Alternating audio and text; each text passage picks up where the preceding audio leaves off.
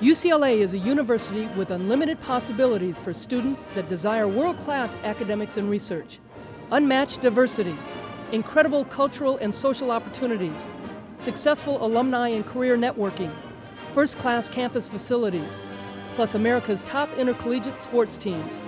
Located in Westwood, just a few miles from the Pacific Ocean, UCLA's 1 square mile campus is surrounded by famous cities such as Bel Air, Beverly Hills, Brentwood, and Santa Monica.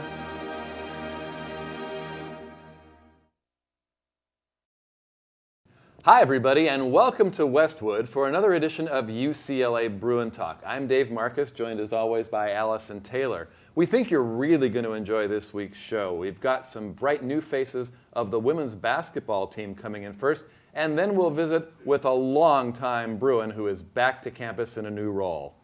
Before we meet our first guest, let's take a look at the upcoming events.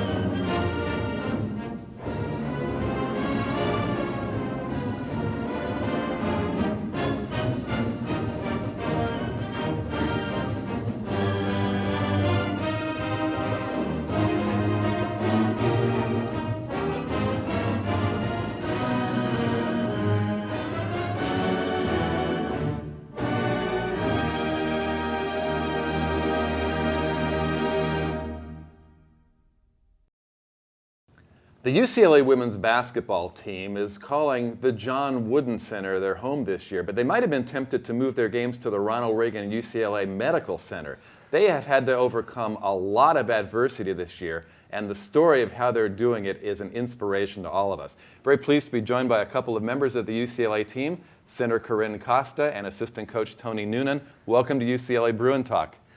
Thank you. Coach, we talk about the injuries this team has had to overcome. Now, I know Corey Close, the head coach, has told the team, we are not going to say the word injuries the rest of the year, and we're not going to talk about next year, but tell us the struggle this team has had to go through to keep reinventing itself. Well, it seems like every week we're trying to manipulate our offenses or defenses just to kind of work with the roster we have that week, whether it be season-long injuries or nagging injuries that keep people out for just a week. But our team's persevered. They showed some mental toughness, and we're growing a lot and just sticking to it and working together. Corinne, you've been a big part of that story this year. You weren't penciled in as the starter, a sophomore at 6'4". You've obviously got the size to play center, but you are now a starter, and you have responded beautifully. Tell us about the mindset going from role player to starter in less than half a year. I think that just over time you just kind of get used to it as you play more minutes and you just start and then it just comes along together. Coach, Dave mentioned that Corinne is now in a starting position where she wasn't before. Tell us how you've seen her grow and mature now as a starter rather than coming in as a backup. Well, I think it all started with just a commitment to hard work. I think she saw the opportunity and realized that the team really needed her. I think the team asked her to step up, and from that point, she just worked double time. And when you work that hard, good things are going to happen. And when good things happen, you gain a lot of confidence. And we see the hard work, we see the confidence within how she plays, and you can see the confidence in her teammates. And you know, now at the beginning of the game, down the stretch, we're drawing up plays to go to Corinne. Corinne, you set a UCLA single game record with 7 blocks against a big and very athletic Cal team. You surpassed the great Natalie Williams in the UCLA record book. Tell us what that accolade meant to you. It means a lot to be able to set a record. I mean, it's UCLA and she was a great player, so it just feels good that I could do that and be in the record books. Yeah, you're in the company of a WNBA All-Star. That's pretty good stuff. You've also made great strides on the offensive end. it looks almost effortless. Your shooting touch, 12 feet in, almost automatic this year. Is that just something that's come naturally? I kind of just, I don't even think about it. It seems to go in. I don't know. Really, I can't take credit for it. It just goes in. Well, so, Coach, I want to talk a little bit about the Bruins' recent road trip. It was a trip at altitude against Utah and Colorado. Both games came down to the wire. Both games, your outmanned, tired team came from behind to win the games. Tell us about the mental toughness that it takes to do that. Well, I just watched, so I had a good seat for it. The mental toughness is something that we've been really talking about the last couple of weeks, or all year with the adversity that we have, and it was great to see it kind of come together on this road trip. The ladies, I think they just finally really want to win and want to work together to win, and going in that kind of a situation where we have to put on the full court press at the end of the game just to try to find a way to win with just a couple of players that are, there for subs or whatever it may be. Even Utah, we barely had half of a sub. So it's just great to kind of show what kind of heart they have and what kind of toughness they want. And just, I think it shows that the Bruins got desire to do whatever it takes. And Corinne, in that Utah game, you were not feeling well in the second half. In fact, you spent the first part of that half in the locker room. You came back out, you made a gigantic shot with a couple minutes left. What did it take to get in there and force yourself to do that? Mental toughness. I was definitely not feeling well, and it just happened. It was like that. Corinne, including Coach Newnan, this year's basketball coaching staff is pretty much all new. So coming back, can you tell us how it's changed, what improvements have been made? How do you think the new staff has affected you girls? I think there's a lot of, they care about our how we prepare, everything that we do, and it just helps confidence-wise, and they just pump us up the whole time, and it makes a big difference. Coach, your coaching background, 20 years experience. Your last 8 years were at Westmont, which is an NAIA school, but before that you were at Oregon State and UC Santa Barbara, and your ties with head coach Corey Close go way back. Oh yeah, Corey and I are good friends from 20 years plus back, so I think that really is a benefit for our staff, is that all of us in some way or another have some type of friendships or kind of history together, and even though we're all new, it brings us together, and we have some kind of relationships and togetherness, and we're on the same page, even though we're kind of working together and working things out. And I think as the team's grown, the coaching staff has grown this year as kind of how to figure things out together and what roles we play and stuff. The other members of the staff are Jenny Huth, who was Jenny Rollier when she played at Colorado, Big 12, all Big 12 team 3 years in a row, and Shannon Perry, who was a very prominent coach at Duke and before that at some other school across town. Yeah. Again, you had to meld a lot of different coaching styles, having not worked together, but it seems like you've really got it rolling now. Well, I think that's the players got it rolling. I think we're kind of still encouraging the players, still teaching them, but for what the coaching staff does, ours is preparation. Ours is getting the team prepared and confident that they're going to do the right thing out there, and it's up to the players when it comes game time. The focal point of so many discussions through the fall and into the winter now is the renovation of Pauley Pavilion. And since that's going on, you guys are playing in the John Wooden Center on Collins Court. How has that affected your game? I know the volleyball team and the gymnastics team love competing in there because it's a great environment. So how do you guys feel about it? I actually like it because when it's packed, it's everyone's right there and it's loud and it's fun. It's a good feeling when we're all in there together. Corinne, you were a tremendous volleyball player when you were in high school. You went to high school in Northern California, in Brentwood, but not the Brentwood that's next to the UCLA campus, northern San Francisco Bay. Mm-hmm. And when you were looking at colleges, what attracted you to come down south to UCLA? I think Coach Nikki Caldwell had a lot to do with that. She kind of sucked me in. It was just the best option. I've always kind of thought about UCLA, and then just planned out right, I guess. Now, we were talking before the show about signing day and what an extravaganza it's become a lot of places. Your signing day, you were the only one in your area that signed tell us what that was like. It was kind of cool. Everyone knew about it, so I had a lot of support from the whole city or the whole town, I guess, and it just felt good. Everyone knew, and it was fun. Coach, one of your duties, of course, not only coaching in practices and in the games, but is recruiting. It's the lifeblood of college athletics. That's a pretty demanding job during the season, isn't it?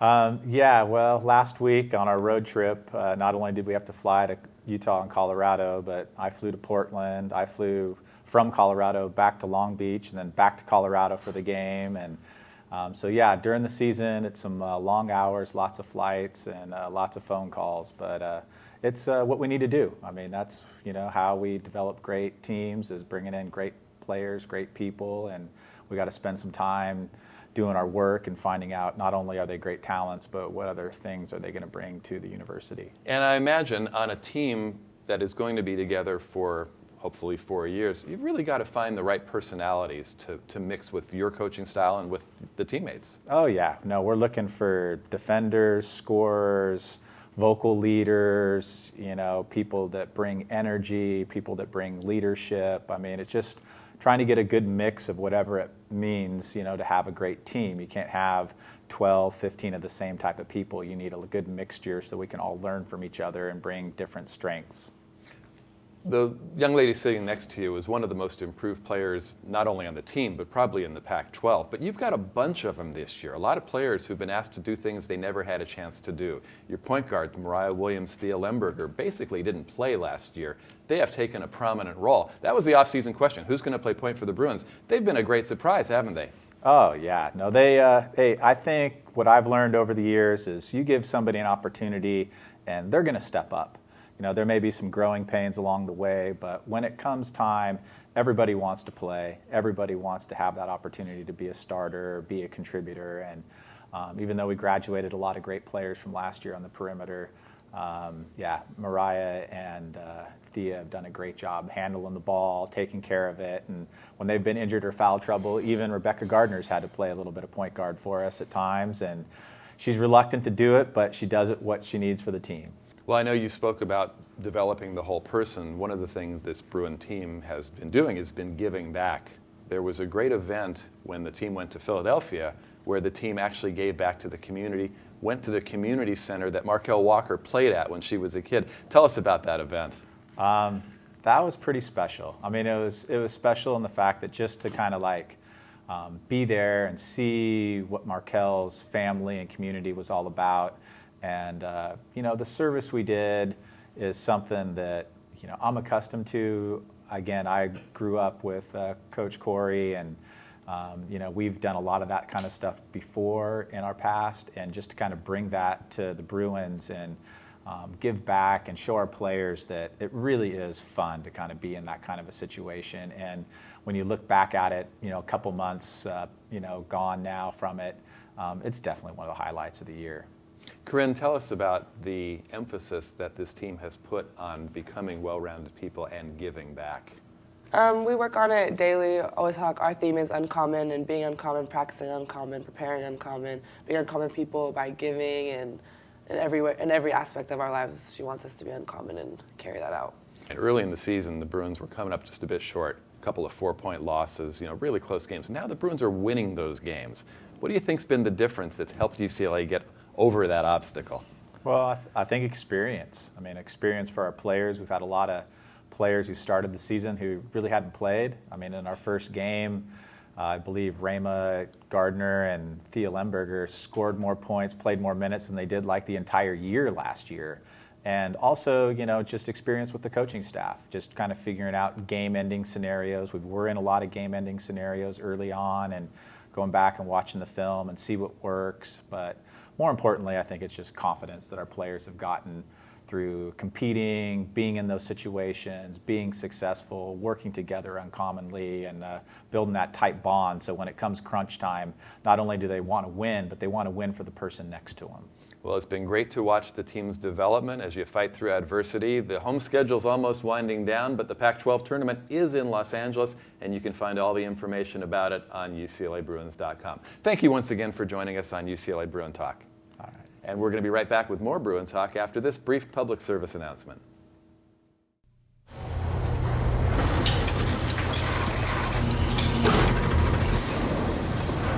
A trophy can be made just about anywhere. But there's one place where champions are made.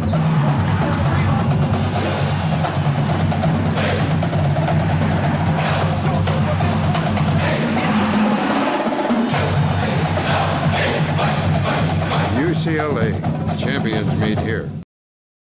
Hi, everybody, and welcome back to Bruin Talk. It is now time to honor our Student Athlete of the Week. This week, we honor Thomas Amburg as our Student Athlete of the Week. This week, he was named MPSF Player of the Week after breaking 2 school records in UCLA's sweeps of Cal State Northridge and UCSB. Amburg, a senior, recorded 10 block assists against the Matadors, breaking Paul Johnson's record, and then proceeded to record 6 additional block assists against UCSB. In total, Amburg has registered 368 total blocks, as well as 333 block assists in his volleyball career. Congratulations, Thomas, and good luck with the rest of the season. If you would like additional information about UCLA Athletics, please visit our website at uclabruins.com. It's our great treat to be joined by one of the great names in UCLA Bruins football history. 4-year starter at safety, he's got 2 Super Bowl rings as a member of the Dallas Cowboys. A familiar broadcast professional for his work on Fox, he's back on campus now as the Director of Scholarship Development. It's wonderful to welcome James Washington to Bruin Talk. Thanks for joining us. Hey, thanks for having me. Tell us about your involvement now in this new role as the Director of Scholarship Development. What does that encompass? Well, in detail, we have 24 teams, and my job is to raise money for the 24 teams as far as scholarships, but I also get the benefit in raising money for the football program as well. Tell us about the importance of athletic scholarships to these young men and women that are aided by this aid. Well, let's just go back to my story. You know, I was a kid from South Central Los Angeles and had an opportunity to receive a scholarship to UCLA, and it was a life-changing experience. Coming where, you know, I didn't have a mom or dad and had a dream to go to college, but no way I could afford it. So to be able to do that and get my degree from UCLA has been even bigger than winning 2 Super Bowls, but then you have an opportunity to give back. And when I had an opportunity to be a part of the scholarship program, I was elated because the fact that I have an opportunity to go out and raise money for, you know, our champions that compete, may it be men, may it be women. All together, it has been a fantastic journey for me. I'm going to try to pass over the fact that you were a Super Bowl champion for my hometown team and move on. What has it been like to come back to campus now as an administrator rather than as a student athlete? Have things changed? What's your outlook now? It's kind of amazing because as an athlete, we kind of stayed on the west side of campus. I was part of a fraternity when I was here, so that was still part of the west side of campus. Coming back as an administrator, I didn't realize how big UCLA. You know, I was a part of the college, so therefore I spent most of my time on the north side of campus. I was a history major, minored in psychology, so I spent most of my time on the north side, not the south side. Every time I walked to the south side, it seemed that I was getting a headache. So it's scary down there. So what I've learned as an administrator, that this is a big place. And it's not just about the athletics. Athletics is a small component, that it's a big city within a city.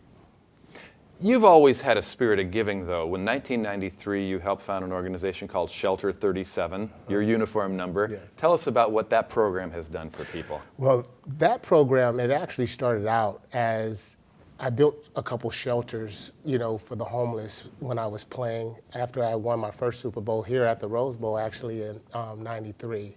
After that particular game, it was a big story. I had worked with a lady called Sweet Alice in the area that I grew up in South Central Los Angeles, and we had teamed up and started building shelter for men, shelter for women, battered women.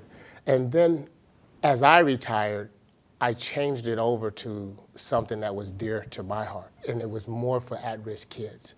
And since I've retired from football, the focus has been focusing on changing the lives of at-risk kids and giving them opportunity. Through Shelter 37, we do football camps, free football camps, where 500 kids get an opportunity to come and play. We feed them, we give them jerseys, and then UCLA staff comes out and coaches them. We take 5,000 kids to 3 different UCLA games, and we provide the buses. It's kind of like I'm going to college program. That's been a magnificent thing, started by the athletic department at UCLA. And then scholarships. We're able to raise money and give and support scholarships to students at other different colleges, like the junior colleges where they can't afford to go. I'm able to raise money and pay for 4 years or 2 years or whatever they need, you know, at that level. I remember my first opportunity to give back to my high school was through Shelter 37, where I provided, you know, helmets for the entire team. I provided pads and uniforms for the entire team. And, you know, they still talk about those things. When you have an opportunity, you know, to come from where I came from, and now my job is to raise money to give back. I mean, you know, I'm kind of living in a bubble. Even though I've won a couple Super Bowls in Dallas, this is still a dream for me. I'm still kind of living on that high because I'm back at a university that I love and dearly cherish in my heart. James, a lot of people watching don't realize how much money is needed to support the athletic scholarships for the university. This is stuff that's raised on the outside through people like you, but through a lot of Bruin fans who are donors. How can people get involved in helping support the athletics? Well, basically what you have to do, and you can go to thewoodenfund.com. You can go to the website and learn more about the different types of scholarships, where we have endowments where you can endow full scholarships. We have 282 scholarships. I have a goal as a director is before I leave here, I would like to have every scholarship for every athletic sport that we have, that's men and women. I would like those scholarships to be completely endowed. We have opportunities where you can give to individual sports. So if you go to thewoodenfund.com, you'll be able to pick that up. You've become a broadcaster, you've become an administrator. A lot of great things have happened to you. When did you begin to kind of put that all in perspective? I'm going to tell you this, and I'll be real frank with you. I had a rough childhood. So to even have an opportunity to go to college was reaching the mountaintop. I remember when Coach Donahue came and sat on the couch in my grandmother's house, and he said that he was going to give me a scholarship. And I always wanted to come to UCLA, but I just didn't think that I could survive here. And he says, we'll put every tool around you that you can be successful. And Terry Donahue held up to his word. You know, may it be the tutoring, may it be all the other things that he has helped me, and he's my mentor to this day. And this is when I was a young kid, about 16, because I was a midterm graduate, and I came in early. So to have that opportunity and what it meant to me to receive a scholarship was special. But not only that, to be able to come to this fine university where I met my wife when I was 18, and I'm still married to her.